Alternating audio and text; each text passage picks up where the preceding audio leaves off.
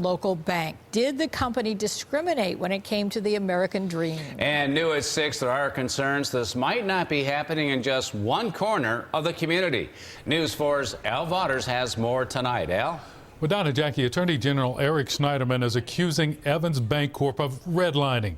That's the illegal practice of withholding business from certain neighborhoods, in this case because of race.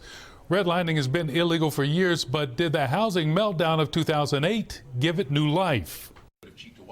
The map seems to say it all. So this is classic redlining.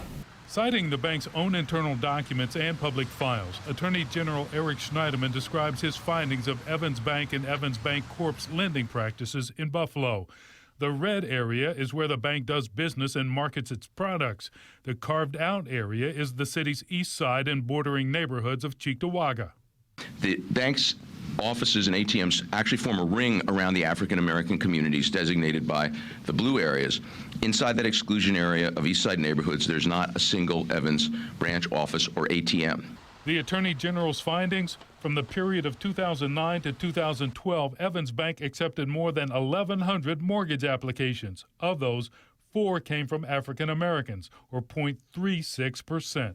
Borrowers with properties outside the trade area are automatically disqualified, regardless of how creditworthy they are.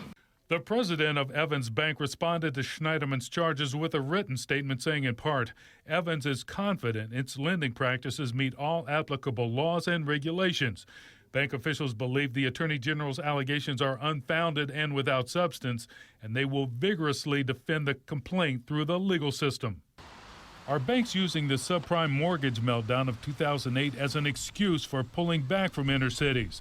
Dr. Henry Taylor of UB's Center for Urban Studies is seeing evidence of it.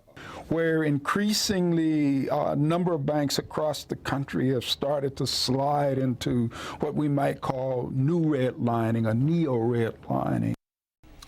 The Attorney General says other banks that do have branches on the east side also have much better lending records there. Schneiderman is suing Evans Bancorp in federal court and says he's launching a statewide crackdown on banks that discriminate. Al Vaughters, News 4.